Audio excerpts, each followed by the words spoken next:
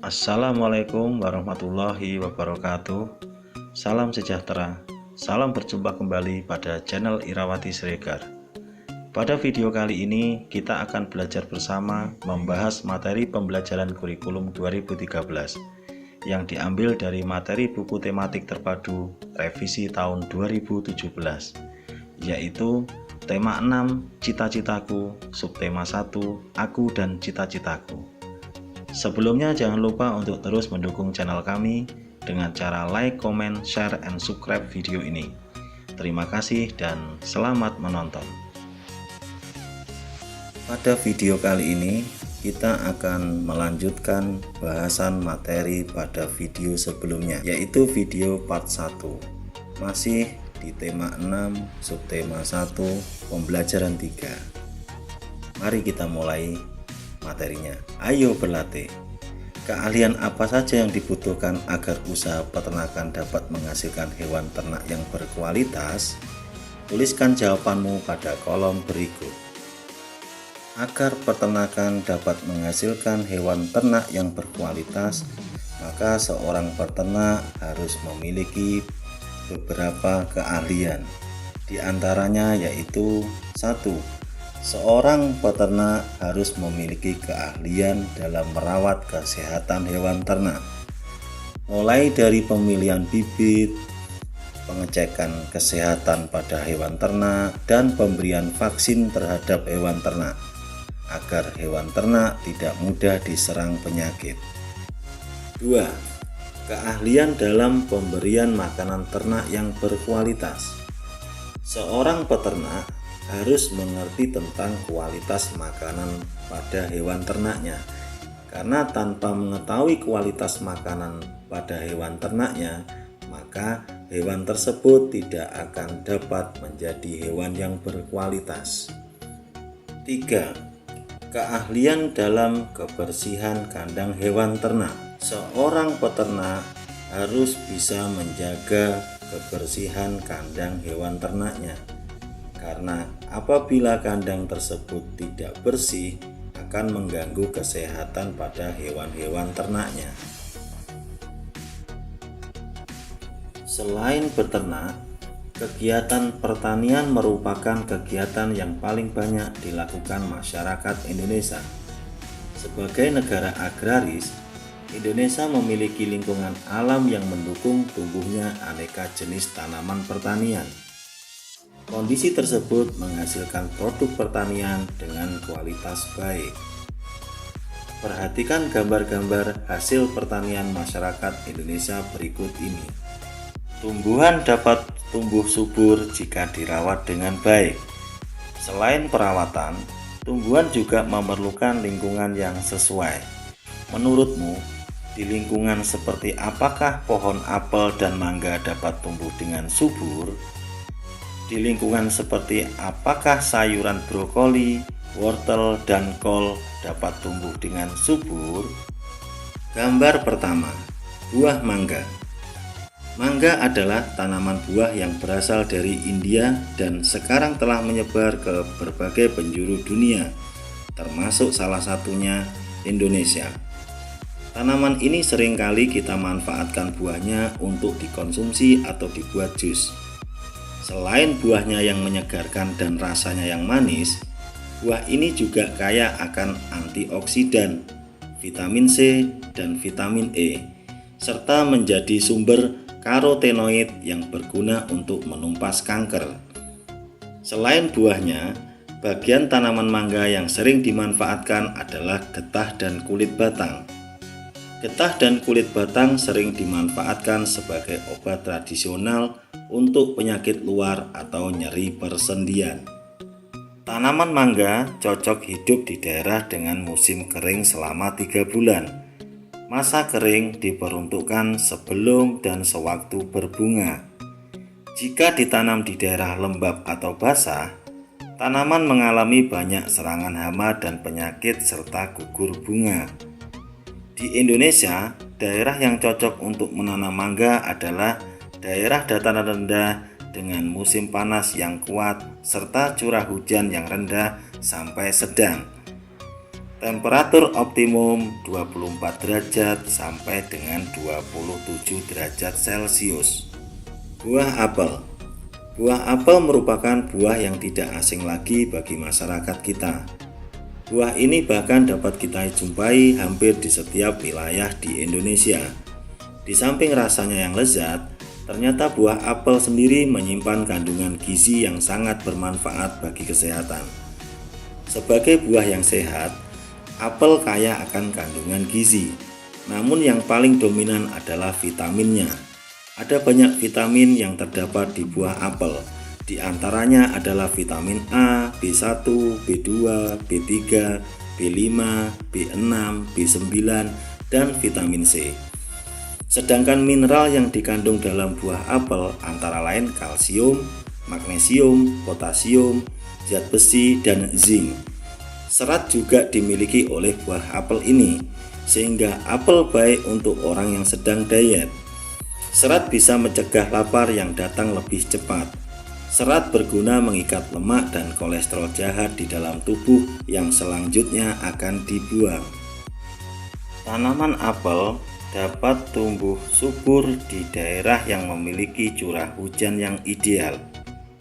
Tanaman apel membutuhkan cahaya matahari yang cukup antara 50 sampai dengan 60% setiap harinya, dan suhu yang sesuai berkisar antara 16 sampai 27 derajat Celcius. Brokoli.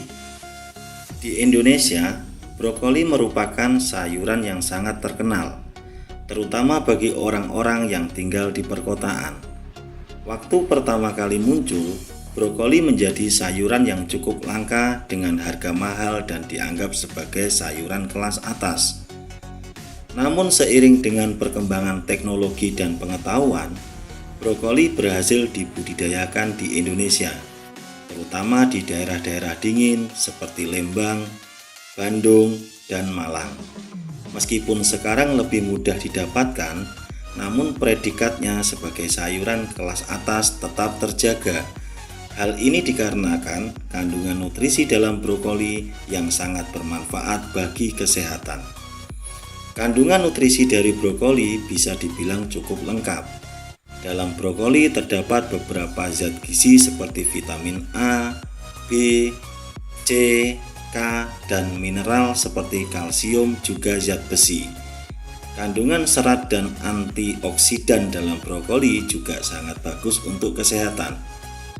Manfaat brokoli untuk kesehatan. 1. Menurunkan berat badan. 2. Mencegah penyakit jantung. 3. Kesehatan mata dan kulit. 4. Mencegah sembelit. 5. Mencegah penyakit kardiovaskular. 6. Mengontrol tekanan darah. 7. Menjaga kesehatan tulang. 8. Mencegah depresi. 9. Mencegah kanker. Dan 10. Meningkatkan kekebalan tubuh. Wortel. Wortel adalah salah satu sayuran yang dimanfaatkan umbinya sebagai sumber vitamin bagi tubuh kita. Pemanfaatan wortel berbagai macam cara, dari hanya direbus biasa sampai diolah menjadi minuman yang menyegarkan. Wortel merupakan sayuran yang terkenal dengan kandungan vitamin A-nya yang melimpah, sehingga seringkali umbi dari tanaman ini digunakan sebagai obat untuk mengobati penyakit pada mata seperti penyakit minus. Tanaman wortel di Indonesia biasanya ditanam pada dataran tinggi atau di lereng-lereng pegunungan seperti pada ketinggian 1000 mdpl atau lebih, karena tanaman ini membutuhkan suhu yang optimal antara 5 sampai 21 derajat Celcius. Selain itu, wortel selain dapat menyehatkan kesehatan mata, juga dapat memperlancar pencernaan serta dapat menurunkan kolesterol tinggi. Kembang kol. Kembang kol merupakan tumbuhan yang termasuk dalam spesies Brassica oleracea. Sayuran ini memiliki komposisi yang mirip dengan brokoli. Bedanya, Kembang kol memiliki kepala bunga yang banyak dan teratur dengan padat. Tumbuhan ini berasal dari Mediterania Timur Laut hingga akhirnya menyebar ke berbagai belahan dunia lainnya, termasuk Indonesia. Diduga kembang kol masuk ke Indonesia melalui India pada abad ke-19. Di Indonesia, sayuran ini dikenal pula dengan nama kubis bunga atau bloom kol. Pada umumnya kembang kol adalah jenis tanaman dataran tinggi atau pegunungan dan wilayah dengan lintang yang tinggi pada ketinggian 800 sampai 1000 mdpl. Ayo berlatih. Peta konsep adalah gambar yang menghubungkan satu ide utama dengan ide-ide pendukung. Peta konsep dapat digunakan untuk menyajikan ringkasan suatu bacaan dengan menggunakan bagian atau diagram. Buatlah peta konsep tentang lingkungan yang sesuai agar tanaman dapat tumbuh dengan subur. Indonesia memiliki wilayah yang sangat luas dengan kondisi alam yang berbeda-beda. Perbedaan lingkungan alam itu menyebabkan perbedaan potensi sumber daya alam dan kegiatan penduduk. Sumber daya alam ada berbagai macam. Ada sumber daya alam yang dapat diperbarui, tetapi ada sumber daya alam yang tidak dapat diperbarui. Sumber daya alam yang dapat diperbarui adalah sumber daya alam yang dapat dihasilkan kembali dalam waktu yang tidak lama. Tumbuhan dan hewan termasuk sumber daya alam yang dapat diperbarui. Kita dapat menghasilkan kembali tumbuhan dan hewan untuk dimanfaatkan. Tumbuhan dapat dihasilkan melalui usaha pertanian. Hewan dapat dihasilkan melalui usaha peternakan. Ayo berdiskusi. 1. Buatlah kelompok yang terdiri atas 4 sampai dengan 5 siswa. 2. Diskusikan mengenai hal-hal berikut. A. Di antara lingkungan-lingkungan berikut, termasuk lingkungan apakah daerah tempat tinggalmu? 1. Pegunungan. 2. Dataran rendah. 3. Pantai. Dan 4. Lainnya atau tulis menurut pengamatanmu. Silahkan kalian memilih salah satu di antara yang ada di atas. Yang B. Tuliskan potensi sumber daya alam yang ada di daerahmu. C. Tuliskan mata pencarian atau pekerjaan penduduk di daerahmu. Nomor 3. Buatlah laporan hasil diskusimu. Tuliskan laporanmu dalam bentuk tabel seperti berikut. 4. Buatlah kesimpulan hasil diskusimu dengan menjawab pertanyaan berikut. A. Apakah potensi sumber daya alam yang ada di daerahmu sesuai dengan lingkungannya? B. Apakah mata pencaharian atau pekerjaan penduduk di sekitarmu sesuai dengan lingkungannya? Silahkan kalian jawab pada tabel yang sudah disediakan. Setelah kalian mengamati, kemudian mendiskusikan, silahkan menjawab pertanyaan di atas. Jenis mata pencarian atau pekerjaan penduduk di sekitar tempat tinggalmu ada berbagai macam. Apakah pekerjaan yang kamu cita-citakan sesuai dengan lingkunganmu? Apakah pekerjaan yang kamu cita-citakan berguna bagi masyarakat di sekitarmu? Untuk menjawab pertanyaan-pertanyaan tersebut, lakukan kegiatan di bawah ini. Ayo berlatih. 1. Kegiatan dilakukan secara berpasangan dengan teman sebelahmu. 2. Bertanyalah kepada temanmu mengenai hal-hal berikut. A. Apa cita-citamu? B. Apa manfaat cita-citamu bagi kehidupan di sekitarmu? 3. Laporkan hasil jawabanmu pada diskusi kelas. Tuliskan hasil diskusimu dengan mengisi tabel-tabel seperti berikut. Setelah melakukan diskusi dengan teman sebelahmu serta mendengarkan hasil laporan pada diskusi kelas, maka kamu sudah mengetahui beragam cita-cita teman sekelasmu. Dapatkah kamu membuat kesimpulan tentang cita-cita mereka yang beragam tersebut? Silahkan tuliskan kesimpulanmu pada kolom yang ada di bawah ini. Ayo membaca. Keragaman sumber daya alam, lingkungan, pekerjaan, dan cita-cita memperkaya masyarakat Indonesia. Kini kamu tahu bahwa keragaman itu membuat hidupmu semakin berwarna. Keindahan keragaman dituangkan dalam puisi berikut ini. Ayo simaklah puisi berikut. Hidupku penuh warna, karya D. Karitas. Bukit-bukit itu membiru dari jauh, laut itu pun membiru dari jauh. Mereka terlihat sama, walaupun berbeda. Keduanya indah, keduanya memesona. Walaupun berbeda, keduanya tak terpisah. Aku, kamu, dan kalian. Cita-cita kita mungkin berbeda. Bukan siapa yang berlebihan, tapi kita akan bersama meraihnya. Hidupku penuh warna, seperti pelangi di bawah langit. Berbeda itu indah, yang membuat kita bersyukur pada Ilahi. Jawablah pertanyaan-pertanyaan berikut ini. Dan silahkan dikerjakan pada kolom yang sudah disediakan. 1. Apa judul puisi tersebut? Siapakah pengarangnya? 2. Apakah yang kamu bayangkan ketika kamu membaca judul puisi tersebut? 3. Menurutmu, apakah isi puisi tersebut? Untuk dapat mengerjakan pertanyaan nomor 3, maka kamu harus memahami dengan baik dan mengerti kata-kata yang terkandung dalam puisi. Kamu harus menafsirkan arti setiap kata dalam puisi. Kata-kata dalam puisi sering bermakna konotasi. Soal nomor 4. Berapakah jumlah bait dalam puisi tersebut?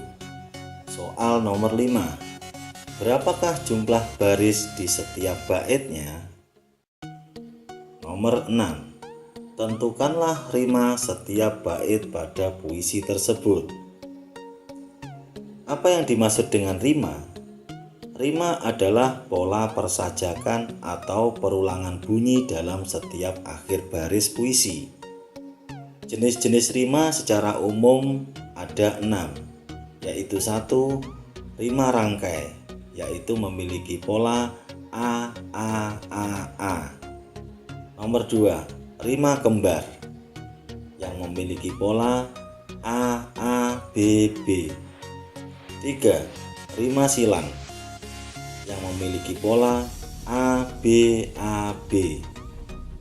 4, rima peluk yang memiliki pola A, B, B, A. 5, rima patah yang memiliki pola A, B, A, A, atau A, A, B, A, atau A, A, A, B. Dan 6, rima bebas yang memiliki pola A, B, C, D. Ayo renungkan. 1. Apakah manfaat keragaman bagimu? 2. Sikap apakah yang perlu dikembangkan untuk menghadapi keragaman? 3. Hal baru apa saja yang kamu temukan pada pembelajaran hari ini? Silahkan kalian renungkan. Kerjasama dengan orang tua. Siswa membacakan puisi yang telah dibuat di sekolah di depan orang tuanya. Siswa berdiskusi dengan orang tua tentang cara-cara yang ditempuh untuk mencapai cita-cita. Tugas ini silakan kalian kerjakan bersama orang tua kalian. Terima kasih telah menonton video ini. Semoga dapat menjadikan manfaat untuk kita semua. Jangan lupa untuk terus dukung channel kami dengan cara like, comment, share, and subscribe video ini. Dan sampai berjumpa kembali pada video-video berikutnya. Salam pendidikan.